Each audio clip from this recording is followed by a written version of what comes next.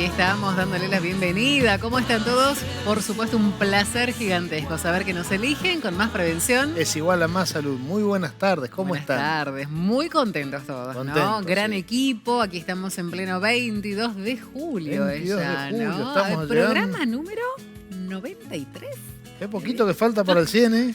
Eso lo había dicho en programas anteriores Sí, el presidente. el presidente te lo ha dicho. Yo ya estoy, no sé, imaginando un lindo festejo. Seguramente que sí. Por lo menos un brindis vamos a hacer porque por merecido supuesto, brindis. pero claramente, de eso se trata, ¿no? Llegar a cada uno de los rinconcitos de la provincia con el IPS, con esta obra social provincial al servicio de toda la gente, ¿no? Con el cariño, con el compromiso y saber que donde están las patologías, donde están los requerimientos de la sociedad, ahí llega justamente para dar las respuestas necesarias. Así que y desde aquí, desde el programa, con este gran servicio a nuestra comunidad. Así es. hacemos, ¿no? Vamos a ver justamente los adelantos. Dale. En el programa de hoy de Más Prevención es igual a Más Salud, ¿cuáles son las lesiones y patologías traumatológicas más frecuentes en el consultorio? ¿Cómo prevenirlas? Para informarnos sobre este tema estará con nosotros el doctor Matías Orihuela, traumatólogo. En el segundo bloque compartiremos otra historia de vida, la de Margarita Núñez. Ella tuvo cáncer de mama y pertenece al grupo Lazos.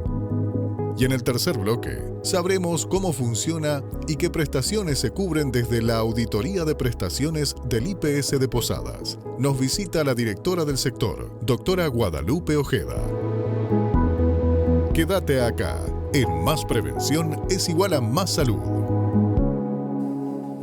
30 minutos, muchísimo para, Mucho tema para hablar. aprender, obviamente, para hablar. Y esto que decíamos siempre, los testimonios de vida en primera persona, personas que han transitado, han cursado algún tipo de enfermedad y ahí con las prestaciones, el IPS. Ingresan a www.ipsmisiones.com, ahí van conociendo cuáles son todos los servicios, los teléfonos también, los profesionales. Pueden seguir a IPS a través de las redes sociales, por supuesto, y el programa que también tiene su Facebook y le dan el me gusta, el seguimiento. Ya son 3 años y tenemos también todos los programas en YouTube. En YouTube de ediciones anteriores, de este año y los años anteriores, como para volver a ver algún temita que quedó pendiente o que quiero recordarlo. Lo quiero volver a ver a Santi, a ver cuando hablaba de tal tema, cuando preguntaba esto, lo otro, ¿no? Sí, ahí está. Sí, bueno, y ese es el compromiso nuestro asumido, así que todos los sábados desde aquí, bueno, seguimos invitando a los profesionales y alguna cuestión traumatológica. Ya empiezan a doler un poquito más las articulaciones, los huesos, pero hay un tema, nosotros siempre hablamos de que era la prevención. silla la que rechinaba, ¿no? Nosotros hablamos mucho de prevención, entonces la idea es hablar justamente de prevención, pero en este caso en traumatología. Nos visita el doctor Matías Orihuela. Bienvenido. ¿Cómo te va, Matías? Muchísimas gracias, muy bien. Gracias por el espacio y la invitación. No, por favor. Nuestro programa, fundamentalmente, Más Prevención es igual a Más Salud. Tratamos de abordar todos los temas de la medicina, pero con una mirada sobre la prevención. Bien. Claro. Si bien ahora estamos en invierno, de acá a pocos meses ya vamos a querer salir a correr para bajar de peso, para el verano, para llegar bien.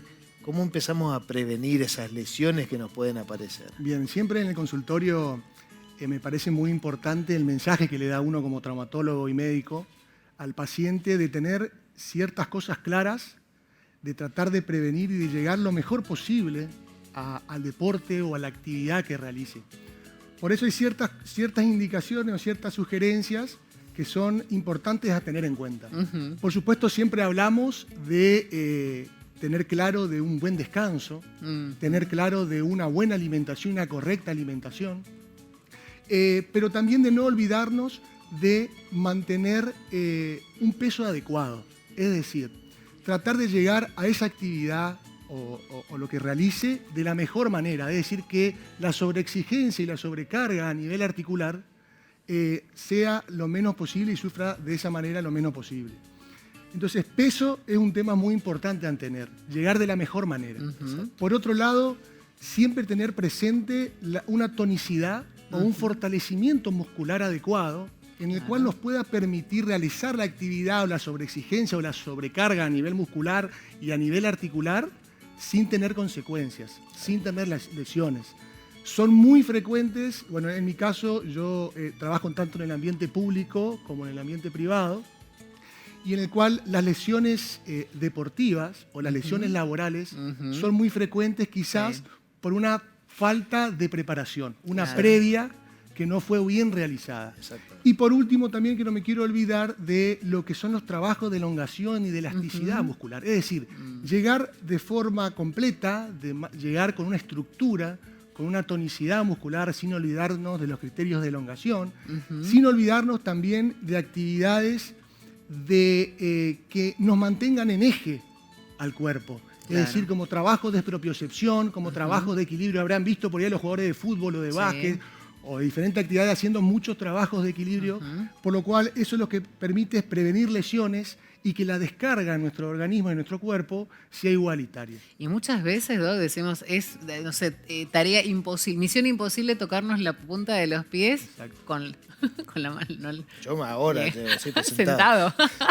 No, pero digo, parado, ¿no? Hacerlo. Uno dice, qué tarea titánica, ya a esta edad no lo puedo hacer, uno dice, ¿no? Totalmente, justamente la idea es esa, generar una prevención, que el mensaje sea claro, que el trabajo previo al paciente, digamos, de realizar una actividad sea multidisciplinario, que eso también me resulta un mensaje importante dar a la gente, es decir, que el círculo que se forme no sea solo al médico, sino que esté acompañado con un diálogo y con un trato con el kinesiólogo, en el caso de que tenga que hacer una rehabilitación. Eso. A nosotros nos pasa, a mí me pasa que yo me dedico más a lo que es rodilla, entonces siempre es muy importante que ese diálogo con el nutricionista, ese diálogo con el kinesiólogo, ese diálogo con el que hace, digamos, prevención, sea acotada y tengamos un ida y vuelta para que, digamos, el objetivo que es el paciente pueda realizar y llegar a su objetivo de la mejor manera. Así es. Y en el ámbito del consultorio, ¿cuáles son las lesiones más frecuentes que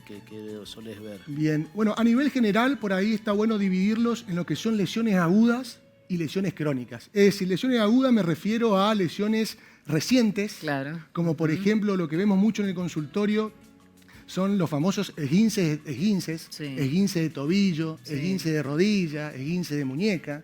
Las famosas tendinitis es la inflamación a nivel de los tendones, en el cual la famosa cervicalgia, el dolor cervical, lumbar, que muchas veces se debe a una falta de preparación previa a la actividad o también están muy relacionadas con la actividad laboral. Exacto. Entonces, a eso me refiero con el mensaje y la previa con el paciente en cuanto a darle las indicaciones y las sugerencias adecuadas para que no se repitan estas lesiones o estas patologías. Así es. Y por supuesto tenemos lesiones crónicas también que vemos mucho, como por ejemplo artrosis, como lesiones a nivel óseo, como lesiones a nivel cartílago, lo que reviste al hueso, que bueno, llevan otro tipo de tratamiento en el cual lo que uno siempre trata es tratar de que el paciente tenga la mejor calidad de vida y tratar de evitar que siga evolucionando ese tipo de lesiones.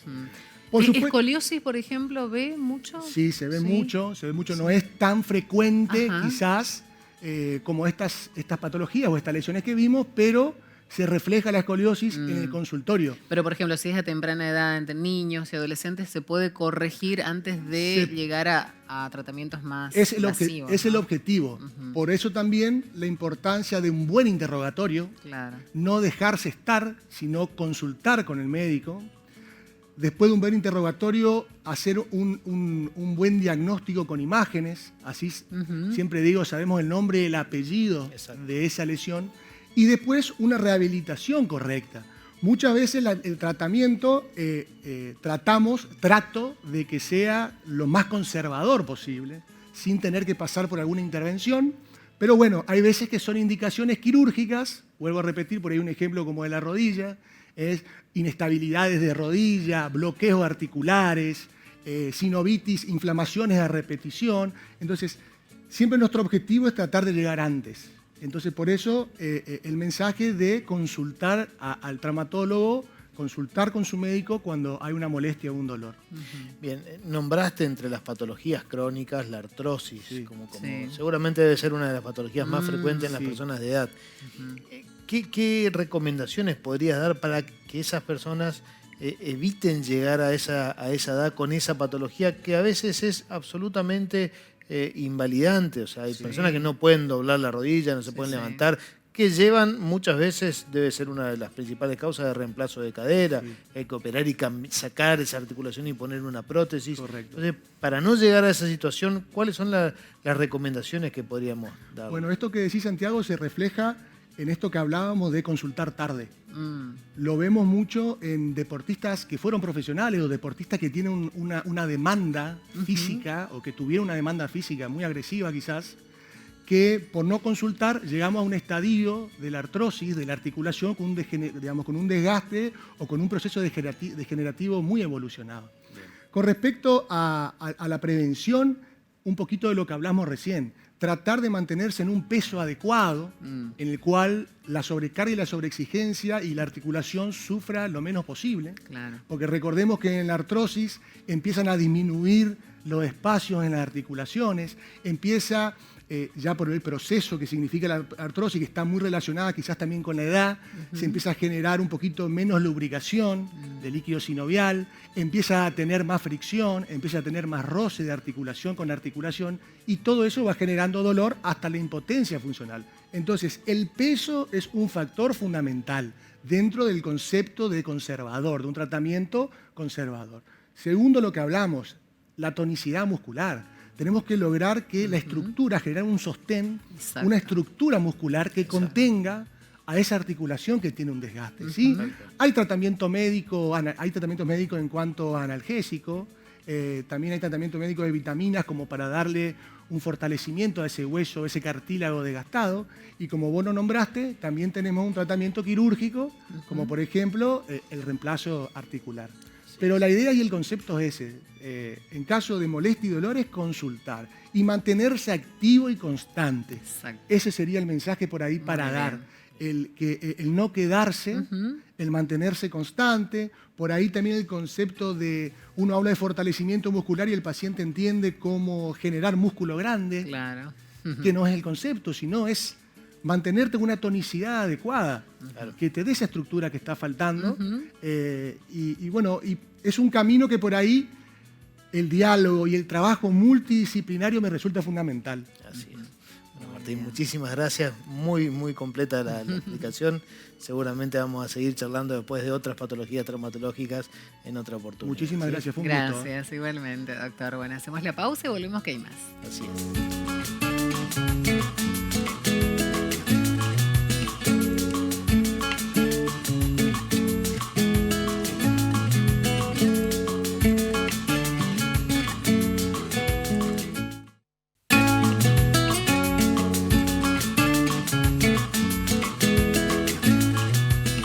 Aquí en Más Prevención es igual a más salud, como siempre decimos, conociendo los casos en primera persona, ¿no es cierto? De aquellas que han pasado por algún tipo de patología, han recibido el tratamiento también. Es muy bueno escucharlos así, en primera persona, ¿no? Tal cual, vamos a ver una entrevista que hicimos con Margarita Núñez, que tuvo un cáncer de mama, que se recuperó, que está bajo control y que nos cuenta un poquito cómo fue pasar por toda esta etapa.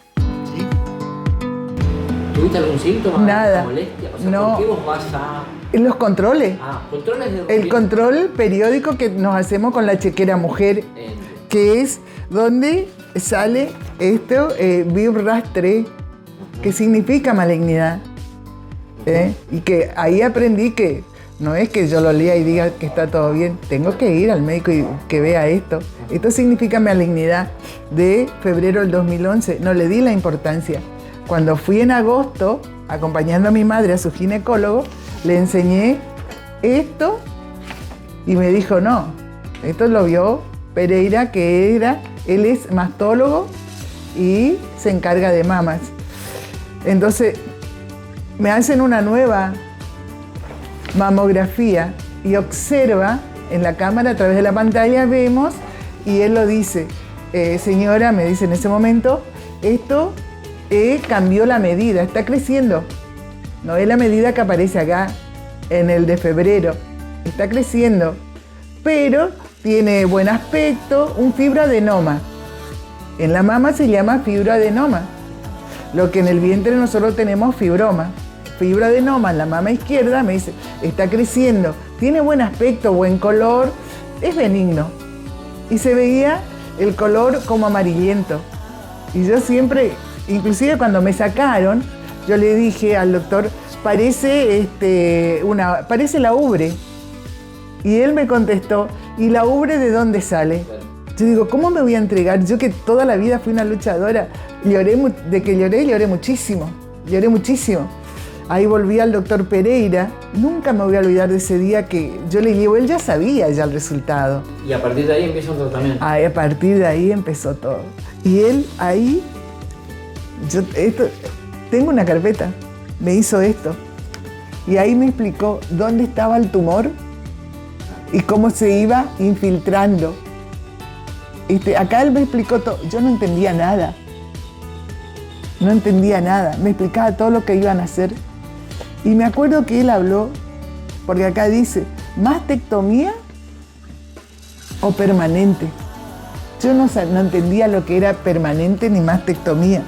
Yo lo único que le dije es sáqueme todo. Y ahí es donde me practican la mastectomía. Es decir, me sacan toda la mama y los ganglios, porque el tumor se infiltra en el resto del cuerpo a través de los ganglios y ahí a través de la red linfática. Bueno, y ahí fue cuando me practican la mastectomía. Y luego de eso me deriva la doctora Mascheroni, que atendía también ahí en el San Francisco, en el Nocilial San Francisco. Todo esto con la obra social. Gracias a Dios, bueno, uno trabaja y tiene la obra social. A mí, en ese sentido, nunca me hizo faltar el medicamento. Y ahora te voy a mostrar, son drogas que en ese momento me acuerdo que Betania, María Betania, yo la amo, a ella amo su nombre, Betania. Yo le llamo Betania a ella. Ella me dijo, en ese momento las drogas que me inyectaron a mí costaban $10.000. Hoy no tengo ni idea. Y la obra social me proveyó. Bueno, sáqueme todo y ahí es donde me practican la mastectomía. Es esto, esa línea donde yo hice poner un colorcito más fuerte, ahí está la cirugía. Esta foto me hice a los 10 años, cuando cumplí 10 años de sobrevida.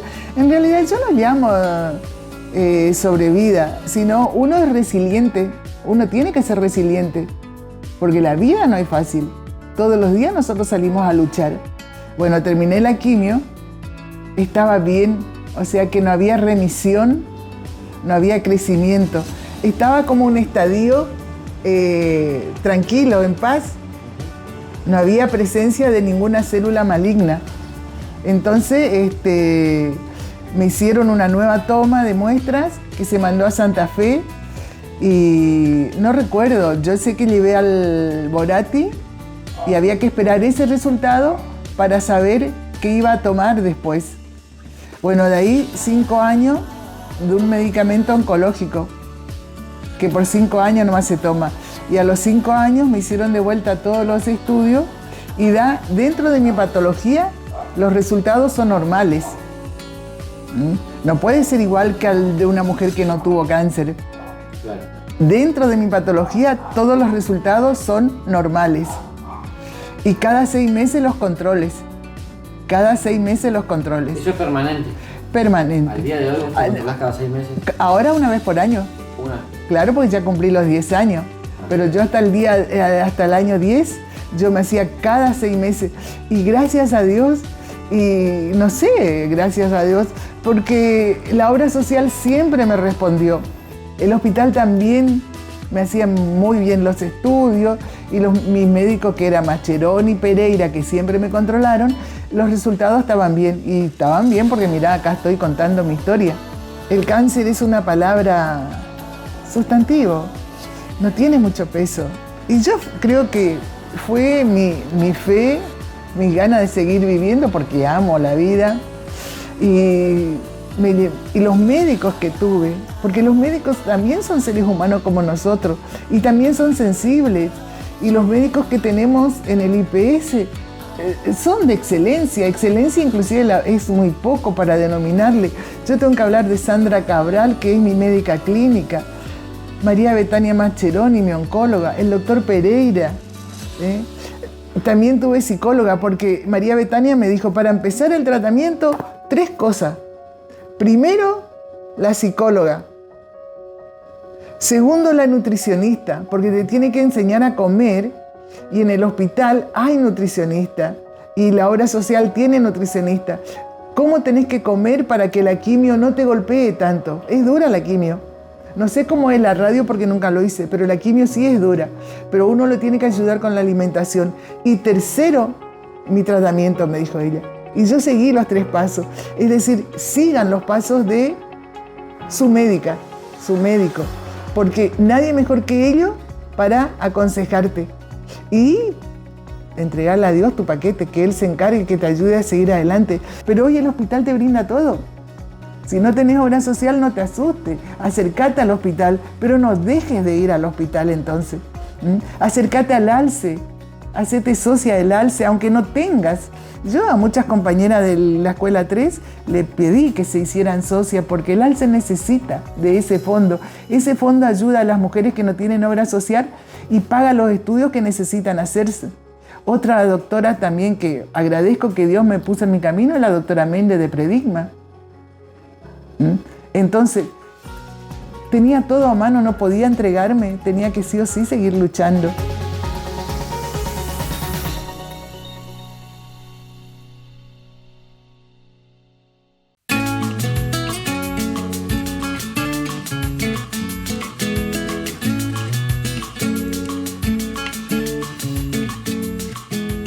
Bloque para seguir conociendo todo lo que ofrece el Instituto de Previsión Social, la obra social provincial que llega a donde hay un misionero, donde sí lo requiera, ahí justamente, bueno, para dar a conocer todos los servicios, ¿sí? Así es, y todos estos servicios que brinda el Instituto de Previsión Social, de una u otra manera, ya nos van a contar cómo, tiene que pasar por un sistema de auditoría, un sistema a través del cual se constatan las patologías, los pedidos de los médicos, los estudios que se hacen, porque es fundamental también dentro de la obra social el trabajo que hacen nuestros auditores. Nos visita Guadalupe Ojeda, directora de Auditoría Médica del Instituto de Previsión Social. Bienvenida. Guadalupe, ¿cómo estás? Muchas Bienvenida. Gracias. ¿Cómo estás? Bien. Muy bien, Bueno. muy bien. Contanos un poco, primero vamos a decirle a la gente qué es la auditoría, en qué consiste la auditoría. La auditoría médica es un rol fundamental porque lo que nos permite es evaluar, la principal función que tiene un auditor es evaluar la calidad de la atención. Exacto. De manera que el servicio que nosotros prestamos, el afiliado lo tenga en su máxima expresión y que nosotros podamos medirla como concepto de lo que se llama calidad prestacional y tiene diferentes etapas, ¿no? La auditoría médica se realiza no solamente en forma previa, se realiza durante un acto médico, se realiza, existen diferentes momentos de la auditoría médica, ¿no es cierto? Por ejemplo, nosotros tenemos implementado en el IPS una auditoría médica ambulatoria. Eso significa que hay un auditor médico que está de lunes a viernes en horarios de mañana y de tarde en el sector de venta de órdenes y coseguro, que permite recepcionar los pedidos médicos, no solamente los pedidos médicos, los pedidos que comprenden lo que es el PMO y nomenclador, es decir, prestaciones médicas, prestaciones kinésicas, prestaciones de psico, de nutrición, todo lo que implica, ¿no? Bien. Entonces, en ese momento, el afiliado se acerca y lleva su orden de consulta y lleva su pedido médico de práctica para que el auditor la pueda, en ese momento, verificar y autorizar. Bien. Existen diferentes etapas de la auditoría, por ejemplo, una auditoría médica también de posutilización, que es justamente cuando los prestadores realizan la facturación y nosotros podemos constatar con las historias clínicas el acto médico, los medicamentos, todo lo que implicó una internación. Correcto. Es garantizar entonces que la prestación se está dando y se está dando el cumplimiento correcto. Según convenio. Según convenio. Exacto. Perfecto. Lo que hacemos es eso. La tarea fundamental es garantizar que lo que está pactado en los convenios realmente se cumpla. Exacto. Para esto también existe una auditoría de terreno, que es auditores que permanentemente están en los sanatorios, justamente para verificar esto, tomar contacto con el afiliado, para ayudarlos en lo que se necesite, y no solamente con el afiliado, sino también tomar contacto con los colegas médicos y tomar contacto con la parte gerencial del sanatorio a efectos de que justamente la estadía del paciente sea la mejor, ¿no? Sí, uno ve los que trabajamos además en forma pública, trabajamos en un sanatorio, vemos muchas veces al auditor o personas que trabajan en el Instituto de Previsión Social en el sanatorio, controlando, hablando con los internados, los pacientes internados, de cómo fueron las prestaciones, de cómo se hicieron las distintas actividades que tuvo en la internación. Exactamente. El objetivo, en definitiva, el objetivo que nosotros tenemos es justamente que lograr que el afiliado realmente tenga la calidad prestacional que buscamos. Bien. Y además me imagino que también tienen mucho contacto con los prestadores. Sí. Lo nombraste recién, pero bueno, seguramente es un poco una negociación, si se quiere, entre comillas, entre lo que el prestador necesita pedir y lo que el IPS también está en condiciones de poder brindarle al afiliado según la prestación que se pide. Exactamente. Nosotros particularmente como institución tenemos la verdad que una amplísima cobertura, porque es, como decía, no solamente lo que incluye el PMO y el nomenclador, todo lo que es medicina va avanzando muchísimo, así que se van incorporando nuevas prestaciones. Nosotros las llamamos prácticas no nomencladas. Y bueno, esto la verdad es que es un trabajo muy dinámico que exige también de parte nuestra, de la auditoría, estar en permanente evolución científica. El auditor se termina... exactamente.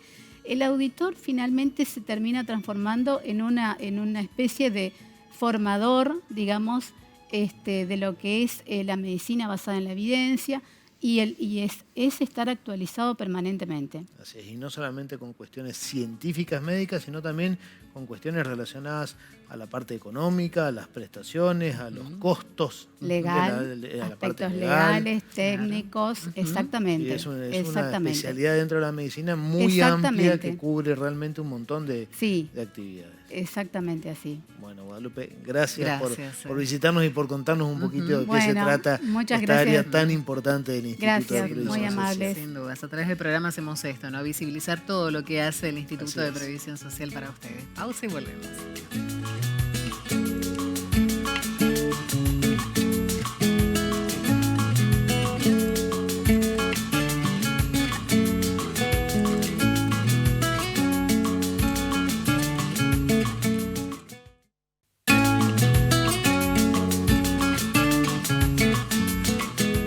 Bueno, cada sábado es el reencuentro, ¿sí? A través de la pantalla de Canal 12, por supuesto, bueno, para aprender muchísimo acerca de todo lo que refiere a la salud, el llegar a tiempo con la prevención, así que es un placer para nosotros que nos elijan. Sí, y lo lindo sobre todo es esto, es poder ver todas las prestaciones y los distintos trabajos que tiene el Instituto de Previsión Social, de cosas que muchas veces las personas del otro lado tampoco lo conocen. Bueno, Doc, nos encontramos el próximo sábado. Más prevención es igual a más salud. Chau, chau.